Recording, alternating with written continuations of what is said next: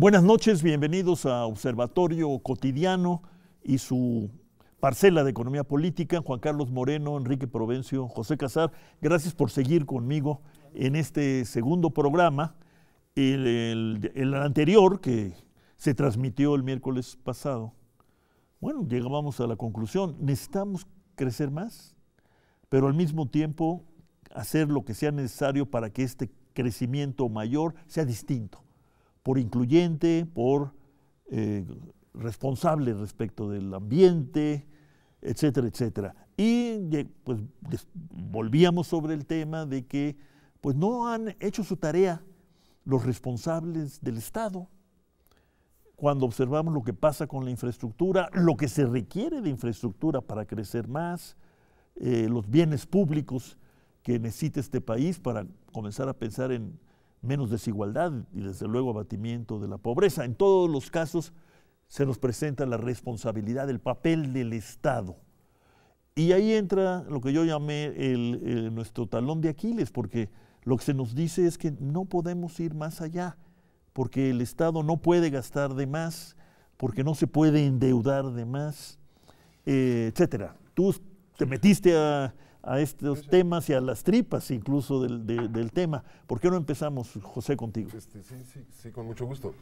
Digamos, estamos en temporada electoral, ¿no? Entonces, si vemos las ofertas de nuestros precandidatos, de los tres, tenemos tres de coaliciones y tres que pintan como para ser independientes, ¿no? Claro, están ofreciendo cosas, ¿no? Están ofreciendo qué van a hacer, pero nadie dice cómo lo va a financiar. Claro, porque ofrecer impuestos en una campaña electoral es suicida, ¿no? Pero lo que nos tenemos que hacer cargo es que si requerimos más bienes públicos, ¿sí?, que son bienes para el conjunto de los ciudadanos, pues el conjunto de los ciudadanos los tiene que financiar, y la única manera de financiarlos es a través de impuestos.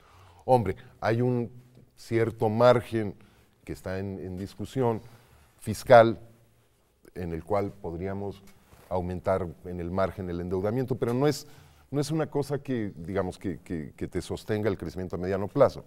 Es una cosa que deberíamos, a mi juicio, utilizar para precisamente cerrar la brecha entre el producto potencial y el observado en determinadas circunstancias. Vamos, no creo que deba ser una obsesión de la política fiscal cerrarla, hacer caer el coeficiente de endeudamiento. Pero ese es el compromiso principal del actual gobierno, José. Esa es la famosa... Fue y sigue siendo la consolidación fiscal. La consolidación fiscal, que termina con una deuda del 40 y tantos % del PIB. Pero es una obsesión que es compartida por muchos, ¿no? Y es una obsesión que es particularmente, el doctor Moreno Gris nos puede explicar bien, es particularmente notable cuando el nivel de actividad económica está por debajo del nivel de actividad potencial de la economía, ¿no? Estamos creciendo. ¿Qué quiere decir eso, Juan Carlos? ¿Qué quiere decir para el empezar? El nivel potencial, ¿qué es eso del crecimiento potencial? Estas palabras mágicas de los economistas, ¿no? Ajá, sí, pero quitémosle lo hace mágico. Mucho decíamos que México tenía que crecer y debía crecer al 5%. Y ahora, como se ha dejado de invertir, resulta que el 5% es impresentable, no se puede lograr porque si no se invierte. Entonces, ahora nuestra tasa de crecimiento potencial anual, 2.7. Entonces, lo que está diciendo mi querido José Casar, es que las estadísticas nos muestran en Banco de México y en Hacienda que estamos por debajo, o sea, no hay presión de demanda en ese sentido, se podría crecer más, pero no más de 2.7, porque no se invierte. Entonces, ahí tenemos un gran problema que tiene que ver con las finanzas públicas y la inversión. Enrique Provencio, ¿cómo entonces fraseamos el tema? Porque todo el mundo te dice, nada de hablar de impuestos, vamos a perder votos. Que entonces no hablamos de lo que vamos a hacer o no lo vamos a hacer. ¿De qué se trata, no? Porque bueno, si te dicen más crecimiento, mejor crecimiento, más igualdad, menos pobreza, pero nada de más inversión pública, nada de más gasto público. Bueno, ¿cómo cerramos el cuadro? Para comenzar, hay que dejar de ignorar la realidad y afrontar los hechos. Y la perspectiva que tenemos en la trayectoria que se nos fijó ahora para 2018 es que desde ahora y hasta 2022 lo que va a ocurrir es una reducción constante del gasto público, el que sirve para invertir, para pagar sueldos y salarios, para comprar los equipos necesarios en hospitales, para comprar pizarrones, etc. Son 5 años más en esa trayectoria para alcanzar esa consolidación fiscal que mencionabas, que básicamente implica reducción de los niveles de deuda pública. ¿Es una cifra acuñada por la ciencia, por la experiencia? No. Es, digamos, toda esta idea de la consolidación fiscal está amarrada también a otra idea, que también por sí discutible, de que ya no es posible buscar más financiamiento, eso que también llaman el espacio fiscal. Si eso ocurre, ante lo que estamos es que si este escenario fiscal que tenemos ahora se cumple, vamos en los próximos años a seguir socavando la capacidad de crecimiento de la economía y también socavando las capacidades para ofrecer bienes públicos de calidad en la salud, en la educación, en la infraestructura. Tenemos un problema adicional, que en esas estábamos cuando viene la reforma o el ajuste fiscal en Estados Unidos, y de pronto ya en México se empieza a configurar una nube de discusión que plantea que en México también tenemos que bajar impuestos. Frase mágica, lo he escuchado de muchos empresarios, ¿no? Sí. Hay que actuar como en espejo. Bueno, si actuamos como en espejo, es completamente predecible, y además no se necesita magia para decirlo, que si hacemos eso, a partir de 2019 nos podría estar yendo peor de lo que ahora nos va. Pero no se irá la inversión internacional a los Estados Unidos a aprovechar de independientemente de lo que ocurra con la inversión. El paraíso fiscal. Pero independientemente. Qué ironía. Sí. Ahora el señor Trump ha convertido su gran país en un paraíso fiscal, como de las Islas Vírgenes, ¿no? Los transnacionales deciden dónde declaran, Rolando. O sea, tú no tienes que mover los fierros. Entonces, mira, ahora nuestro headquarter está allá y declaramos. Por ahí no va la cosa. Sí, yo quisiera, nada más que nos queridos sus invitados, me siento yo también parte de, todos somos, ¿qué quiere decir consolidar? ¿Consolidar qué es? Robustecer, ¿no? Por cierto, hubo una magia del remanente de operación del Banco de México, 1.5, que nos consolidamos cuando ¿qué? Cuando podemos hacer mejor las cosas o cuando, ¿sabes qué? No me voy a endeudar y tampoco voy a tener más ingresos. Y el gasto, pues para que cierren las cuentas, porque esa consolidación, que me lo corrijan ustedes, es que decir, un déficit chiquito, pero el déficit al final es el resultado de ingresos y gastos.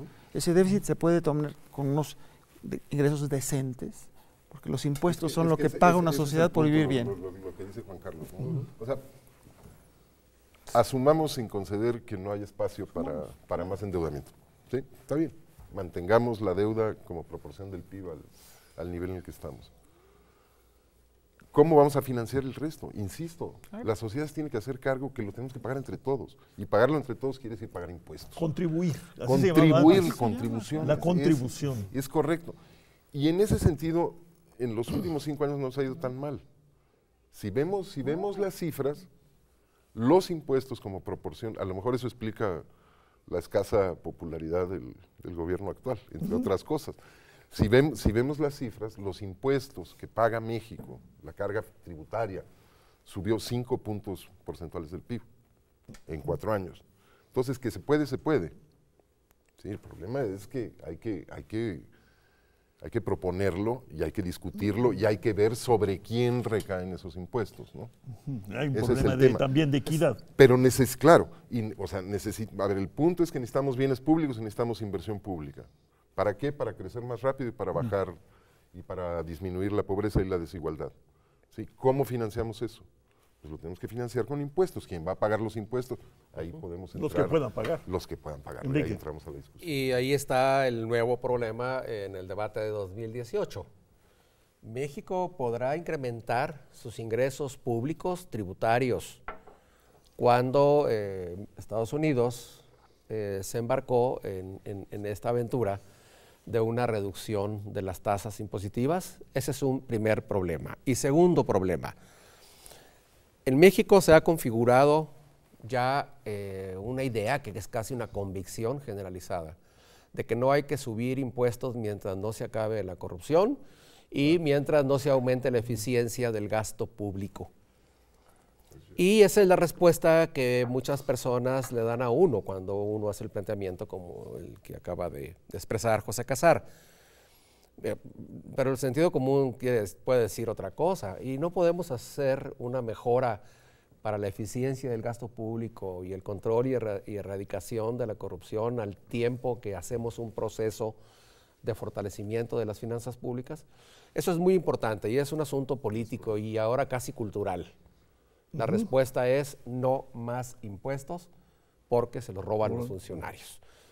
Y hay que combatir esa idea también. En efecto, hay que erradicar la corrupción y hacer una labor casi cultural para sensibilizar a la opinión pública sobre la necesidad de tener una mayor responsabilidad y colaboración con la solución de los problemas públicos.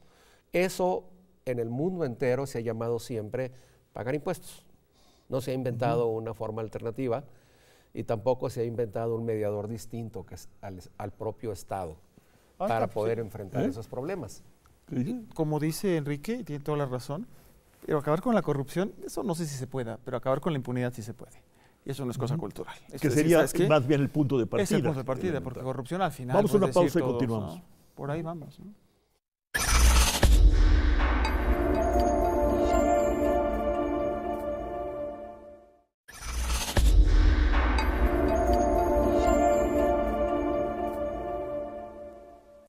Hace años, el luego presidente Bush I, que estaba contendiendo por la candidatura con Reagan, se refirió a la propuesta de Reagan de bajarle los impuestos a los ricos porque así habría más crecimiento y progreso como economía vudú.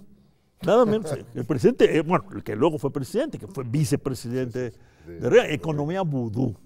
Bueno, seguimos haciendo economía vudú. Lo que de alguna manera está haciendo Trump es una versión de economía vudú.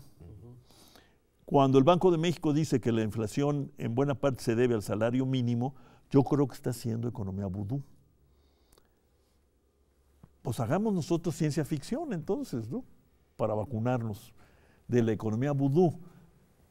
Arriesguemos, ¿cuál sería el perfil del Estado que necesitamos en función de tus objetivos y preferencias? Crecimiento alto, inclusión social, mejoramiento. ¿Qué Estado? Lo que planteamos en el informe sobre el desarrollo que se va a presentar a fin de febrero, ¿no? Digamos, por poner un número, ¿no? Requerimos 3 puntos más de inversión pública, ¿sí? Que pensamos que arrastraría un punto de inversión privada, y eso nos dejaría en 24, 25, en torno a 25% de tasa de inversión general en el país, que debería dar una tasa de crecimiento razonable en el país, ¿no? O sea, de 4 o 5. 3,5, digamos, ¿no? Vamos, estamos cada vez más modestos. Pero supongamos que vamos por eso, ¿no? 3 puntos de inversión y 2 puntos más medidas para racionalizar el gasto social que nos permitan abatir ciertas desigualdades y ciertos rezagos absolutos y que son insoportables, digamos, ¿no? Socialmente. Entonces vamos por 5 puntos. ¿Cómo le hacemos? Pues hombre, pienso que debemos ir por una tasa del impuesto sobre la renta, y suena horrible, ¿verdad? A nadie le gusta eso, que sea más progresiva y que sea más progresiva a lo largo de todos los tramos. Más de progresiva ingreso. quiere decir que mientras más ganas, más pagas. Más tasa pagas. Y que sea particularmente progresiva para hacer despejo de la distribución del ingreso de México, que sea particularmente más progresiva en el 10% superior de los ingresos, ¿sí? O sea, que le pegue realmente a los ingresos muy, muy altos, ¿no? Los que no conocemos. Los que no conocemos en las encuestas, porque no entran en las encuestas, ¿no? Pero en Hacienda sí los conocen, ¿no? Sí. Ese es un punto, ¿no? Un segundo punto es, hay una amplia, digamos, si comparamos con el resto de la OECD, hay un amplio terreno para avanzar en la recaudación a nivel local, ¿no? El predial es un ejemplo, no recuerdo en este momento está la cifra en el informe, andamos en medio punto del PIB a nivel nacional y en otros países 4,5. O sea, vamos a cobrar 1,5 puntos más. Pero no al predialazo, ¿no? Porque me van a subir el predial, ¿no? Como dice Enrique, pues se lo van a robar, ¿no? Tercero, andan estos señores que andan promoviendo medidas, estos candidatos que andan promoviendo medidas de pagarle a los que salen de las escuelas y no encuentran trabajo, o el ingreso universal, o qué sé yo, están proponiendo bajar la gasolina, por ejemplo, y no subir ningún impuesto. Pues con todo respeto, o sea, No, es eso es padre gastar, aritmética, ¿no? es padre gastar, pero pues hay que tener con qué, ¿sí? Y el impuesto sobre la gasolina me parece, aunque a la gente no le gusta, me parece que es un impuesto que es fácil de cobrar, como todos los impuestos indirectos, como quieren los proponentes de que hay que subir el IVA a los alimentos. ¿Sí? Tiene un impacto ecológico y es relativamente progresivo. O sea, el 40% de los hogares tienen automóviles y son el 40% de mayor ingreso. Entonces, ahí hay tres medidas y además,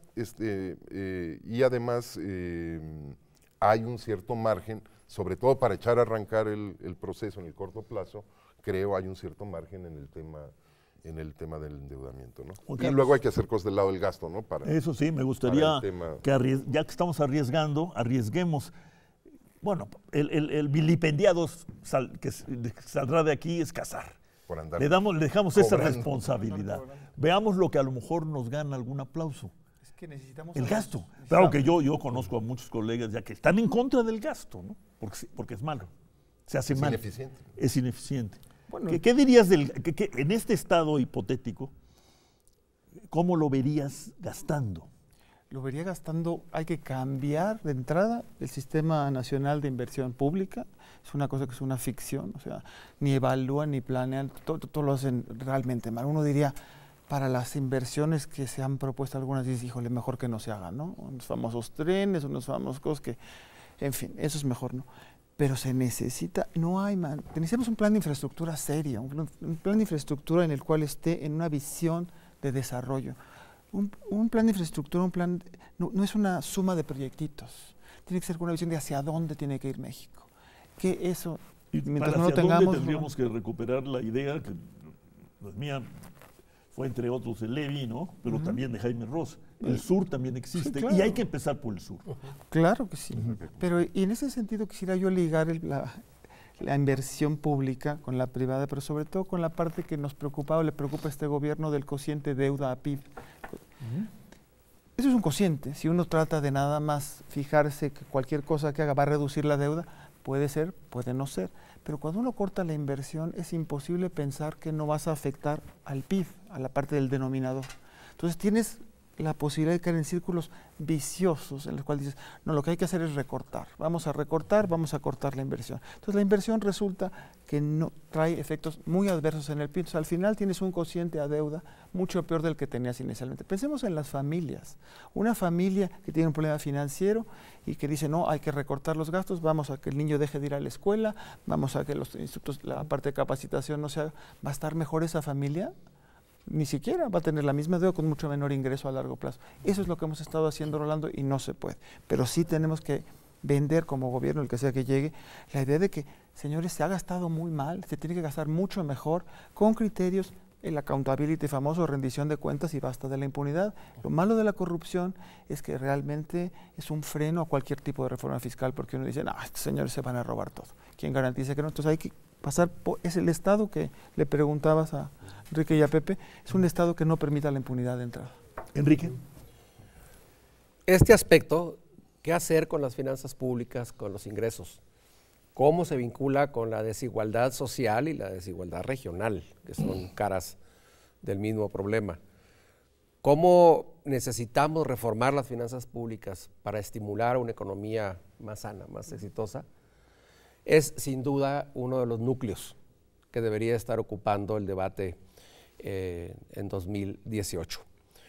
Hay diferentes soluciones, pero creo que un primer paso es no negar que el problema existe Y además asumir la responsabilidad política de que quien gobierne y también quien esté en la Cámara de Diputados, en la de senadores, por supuesto, para los ingresos, en la de diputados para el gasto también, se asuma no de la manera inercial, ya se volvió costumbre política aprobar un presupuesto inercial, como se dice.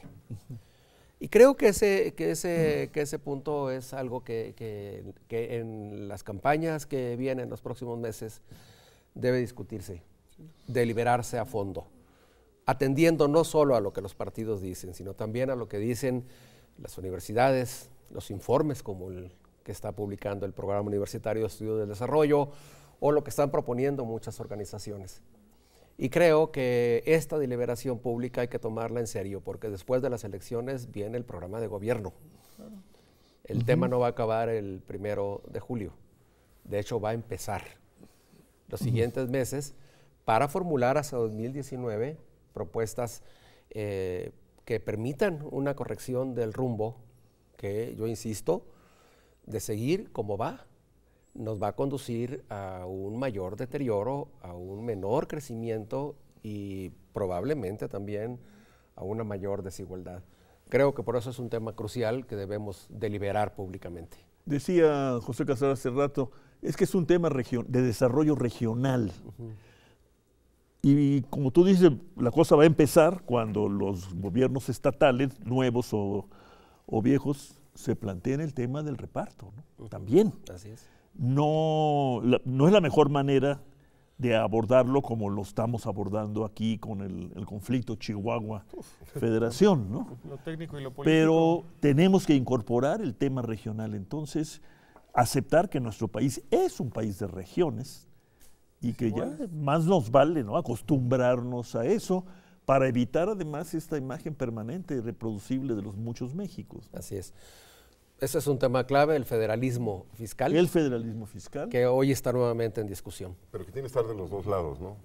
O sea, hay un problema, creo, lo digo como chilango de corazón, ¿no? Hay un problema con esto, ¿no? O sea, se recaudan impuestos federales, ¿no? Y se hace crecientemente a lo largo de las últimas décadas gasto por parte de las autoridades locales. Entonces, Sí, genera unos 60% creo del gasto ya es directo, lo está haciendo. Genera unos incentivos muy perversos, ¿no? Yo soy el que gasta y tú eres el que cobra, ¿no? Y yo te pido a ti para gastar y quedar bien con mi electorado. Algo está mal ahí, ¿no? El federalismo fiscal. Este federalismo fiscal, que además, en términos del tema de la corrupción y la calidad del gasto y de la impunidad, pues es tremendo, porque cada estado tiene sus leyes y sus usos y costumbres, ¿no? Y sus cacicazgos locales, digámoslo, con todas sus letras, ¿no? Y también desde acá no se cuecen mal. No hacemos malos quesos, para nada. Pero, digamos, un primer paso tiene que ser, me parece, una homogeneización de la legislación anticorrupción, por lo menos en lo que hace a los ingresos federales que se gastan a nivel local, ¿no?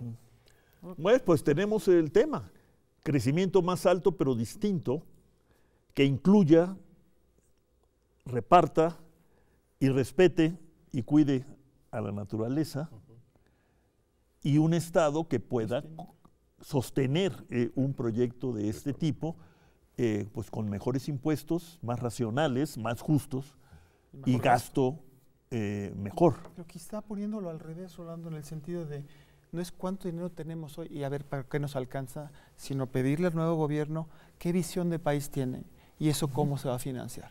Con deuda, con impuestos. Yo creo que hay que pedirle no al nuevo gobierno, a los que quieren ser el nuevo gobierno. Pues a los de ahorita habría que ¿cuál es la visión de país y cómo lo hacemos? A los de hoy también. Juan Carlos Moreno, muchas gracias. Enrique Provencio. Gracias. José Casar. Muchas gracias. Gracias a ustedes. Buenas noches.